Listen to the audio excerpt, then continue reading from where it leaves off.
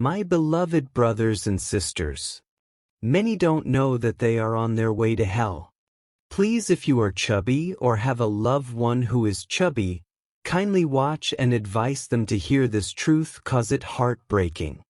It's not a matter of being a Christian or any religion. It's a matter of heaven and hell. Thank you for sharing my experience, sir. From the moment I was born, my parents made sure I was surrounded by the teachings of God. Our home was filled with prayers, Bible readings, and hymns. Every morning, before the sun even fully rose, my father would gather us in the living room for family devotion. My mother would read a passage from the Bible, and then my father would explain its meaning. He always told us that our bodies were temples of God and that we had to take care of them, not only spiritually but physically too. As a child, I was taught to pray before every meal and before going to bed. My mother always reminded me, God sees everything you do, so make sure your actions bring Him glory. I wanted to obey, and for a long time I did. But as I grew older, things began to change. I didn't notice it at first, but slowly I started drifting away from the habits I was raised with. I still prayed, but not as often as before. I still read the Bible, but sometimes I would rush through the verses without thinking about their meaning. Church started to feel like a routine instead of a place where I truly connected with God. My life of horrible experience started so simply, so harmlessly, that I didn't even notice it was becoming a problem. At first, it was just an extra plate of food after dinner, a little more rice, another serving of stew. Sometimes, at birthday parties, I would take one extra slice of cake, telling myself, it's just a special occasion. I didn't see anything wrong with it. Food was a blessing after all. My mother always said that wasting food was a sin, so I made sure to finish everything on my plate. If there were leftovers, I gladly ate them so nothing went to waste. But slowly, something began to change. I wasn't just eating when I was hungry, I was eating because I wanted to. Even when I was full, I would reach for more. When I walked past the kitchen, I felt drawn to the fridge, opening it just to see what was inside. If I saw food, I wanted to eat it, whether I needed it or not. It became worse when I started thinking about food all the time. At school, while my teacher was explaining math, my mind would drift to what I would eat when I got home. During church services, I found myself daydreaming about the snacks waiting for me afterward. Food was no longer just a part of my life. It was becoming the center of it. At first, I thought I was just enjoying food like everyone else. But soon, it became something I couldn't control. The cravings started creeping in, growing stronger each day. It wasn't just hunger, it was a force inside me, pulling me toward food even when my stomach was full. I started waking up in the middle of the night, my mouth dry, my body restless. I would tiptoe to the kitchen, making sure no one was awake. I would open the fridge and eat whatever I could find: leftover rice, slices of bread, cold chicken. Sometimes, I would even eat straight from the pot, standing in the dim glow of the refrigerator light. The silence of the house made it feel like a secret, but deep down, I knew it wasn't right. During the day, the cravings didn't stop. I started sneaking snacks into my room: biscuits, chocolates, bags of chips. I would hide them under my bed, inside my closet, anywhere no one would find them. If I heard footsteps approaching, I would quickly shove the food away and pretend to be doing something else. I ate when I was happy. I ate when I was sad. I ate when I was bored. No matter how much I ate, it was never enough. And yet, After every bite, shame followed. I would sit in my room, wrappers all around me, my stomach heavy, my heart sinking. I told myself I would stop, that I would do better the next day. But when the cravings came again, I couldn't fight them. I was no longer in control. Food was controlling me. At first, I didn't notice the changes. A little tightness in my clothes, a little extra weight around my face. Nothing serious, at least that's what I told myself. But as months turned into years, the truth became impossible to ignore. My favorite jeans no longer buttoned. My shirt stretched across my stomach, and my arms felt squeezed in every sleeve. Walking up the stairs left me breathless. My steps became slower, my body heavier.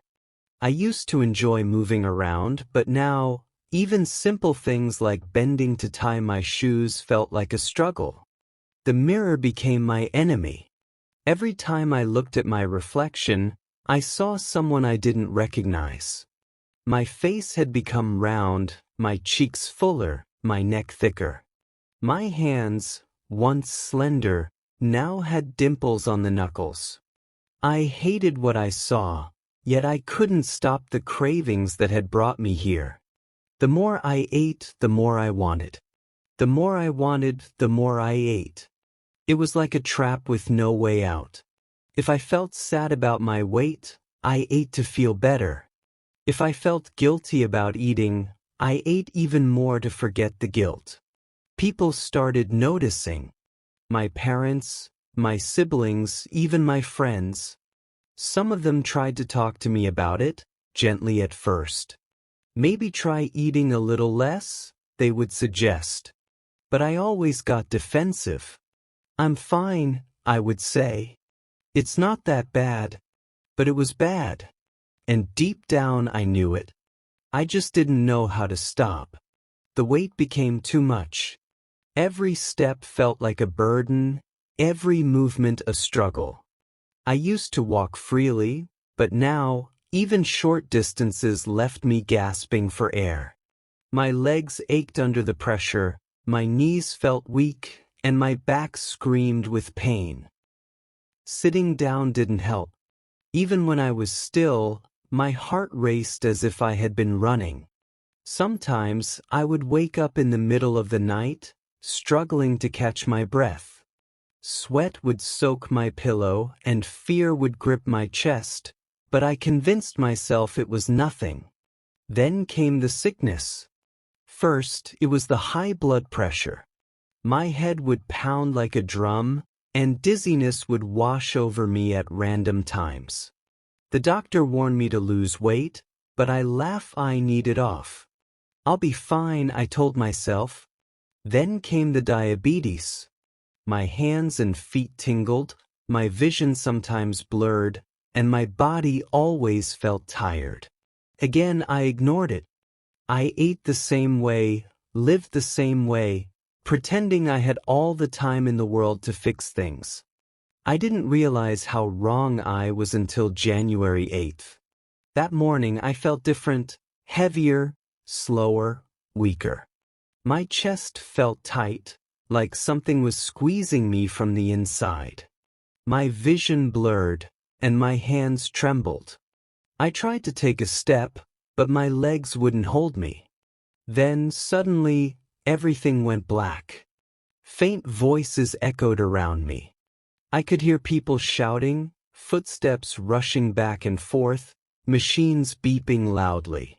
My head felt heavy, my body numb. I wanted to move, to open my eyes, to say something, but I couldn't. It was as if I was trapped inside myself, unable to respond. Then, something strange happened. I felt light, too light. A weight I never noticed before had suddenly lifted, and in an instant, I was floating.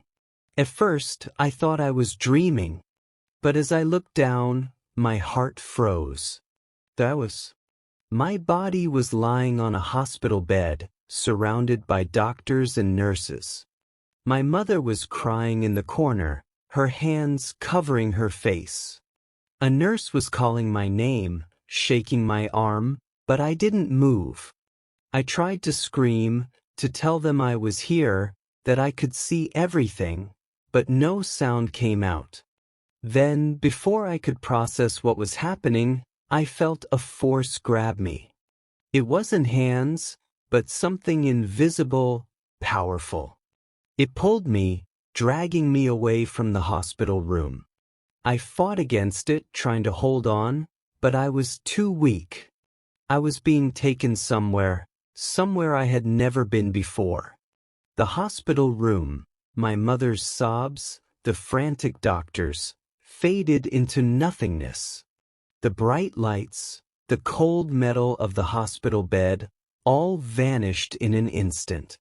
I was moving fast, too fast, as if the world around me was spinning, pulling me through a tunnel of endless darkness. I tried to scream, but no sound came. My mouth was dry, my body weightless, as if I were being dragged through time and space. Then, suddenly I landed. The ground beneath me felt hard, like stones scraping against my skin. I tried to stand, but my legs gave way and I collapsed to the ground. The air around me was thick with smoke, a burning, acrid smell that made me gag. The cries of agony filled the air, screams of pain that seemed to echo from every direction. My heart raced in fear as I looked around. What I saw froze me in place. Creatures, dark, twisted, terrifying demons, were scattered across the land. Mocking smiles, their eyes glowing with malice. They had sharp claws and twisted limbs. Some had horns protruding from their foreheads, others had wings like bats, and some seemed to slither across the ground.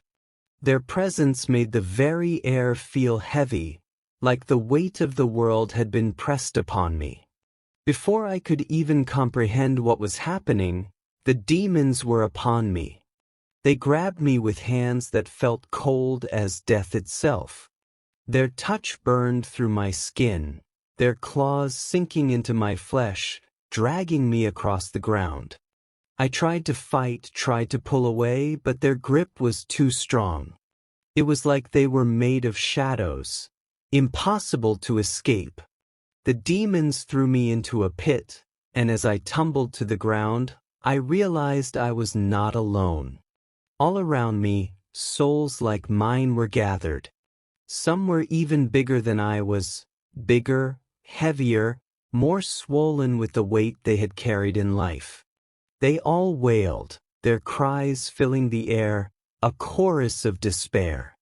They begged for mercy, for relief, but there was no one to answer them. There was no mercy here, only suffering. I looked around, my heart sinking as I realized what had happened. This was not a place of rest. This was not a place for forgiveness. This was a place of torment, reserved for those like me, those who had been careless with the body God had entrusted to them, who had lived in selfish indulgence and never taken the time to care for their health. Without warning, the demons began to pour hot oil over us, the boiling liquid splashing onto our skin. The heat was unbearable, but it didn't stop. The flames ignited instantly, and I screamed as they consumed my swollen body. My flesh burned, but I didn't die. The pain was endless, a searing agony that tore through me. The more I screamed, the more it hurt. The heat from the fire was worse than anything I had ever felt in my life. It scorched my skin, my muscles, my very bones, but there was no escape. I begged for the flames to stop, but they never did. I tried to move, to run, but my body felt too heavy, too slow. Just when I thought I couldn't endure any more, the demons forced something into my hands, burning coals.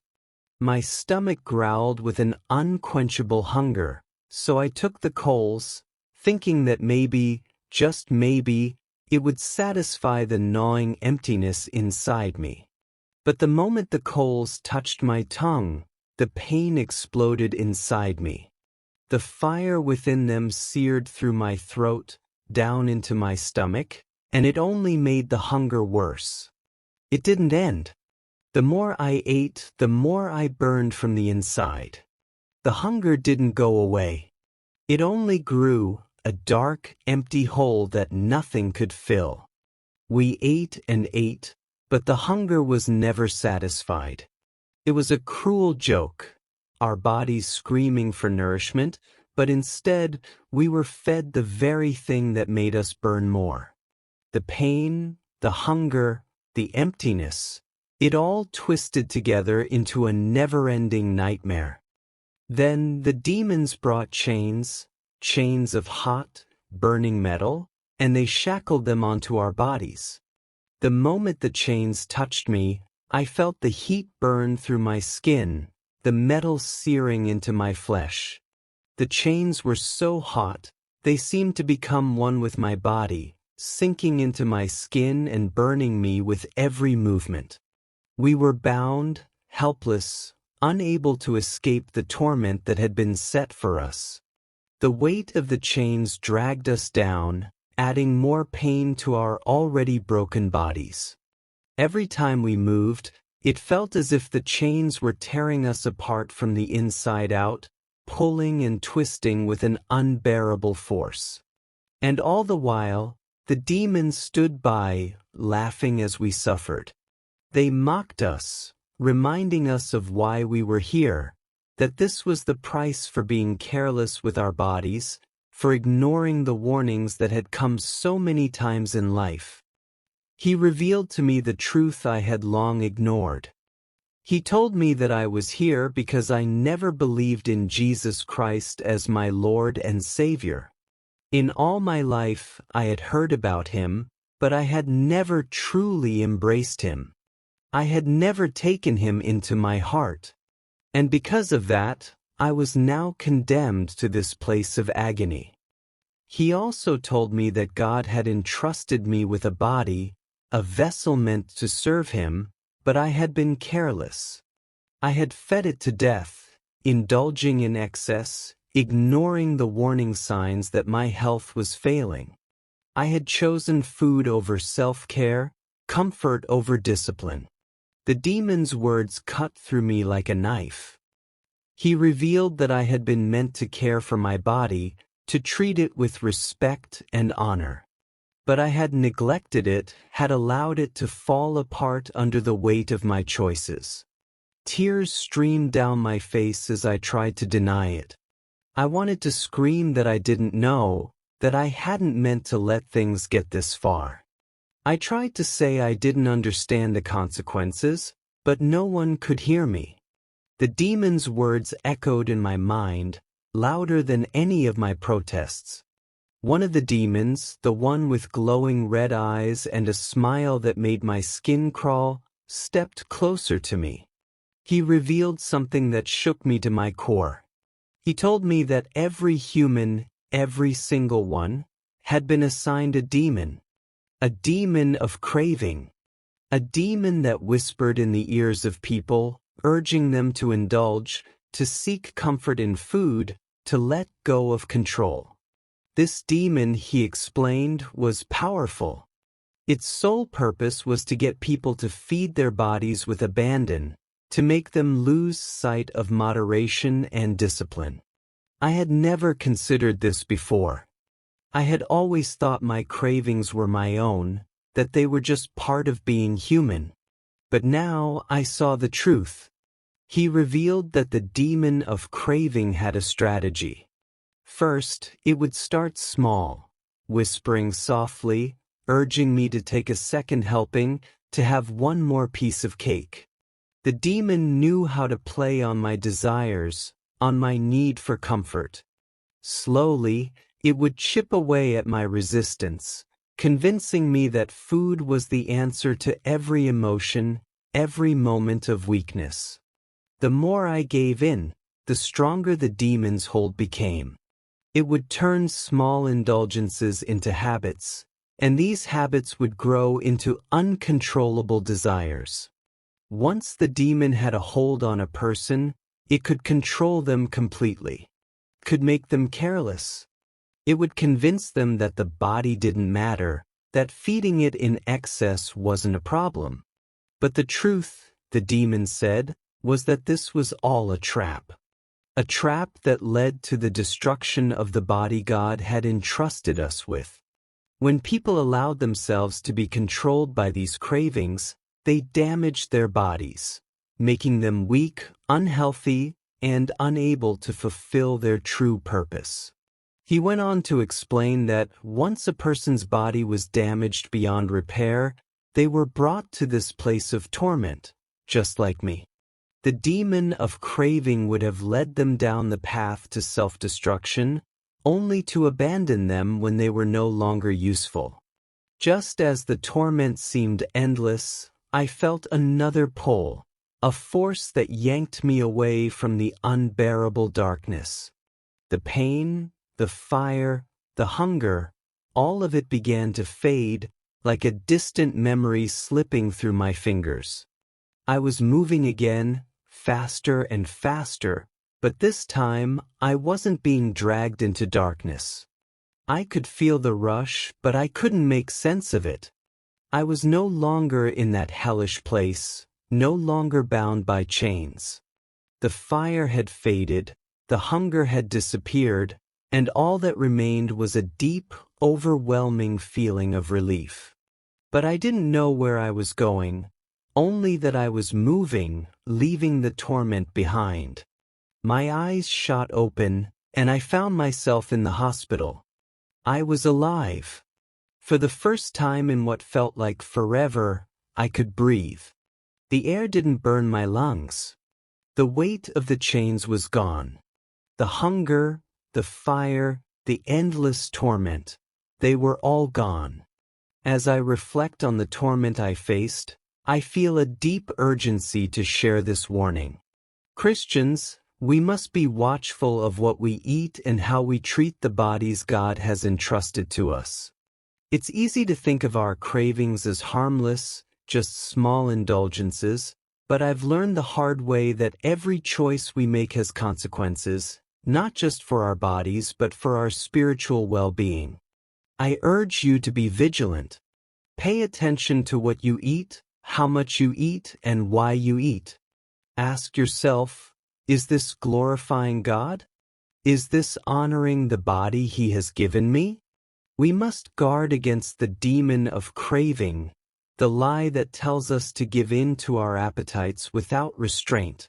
Brothers and sisters, do not let the enemy steal your health, your purpose, or your joy through careless indulgence.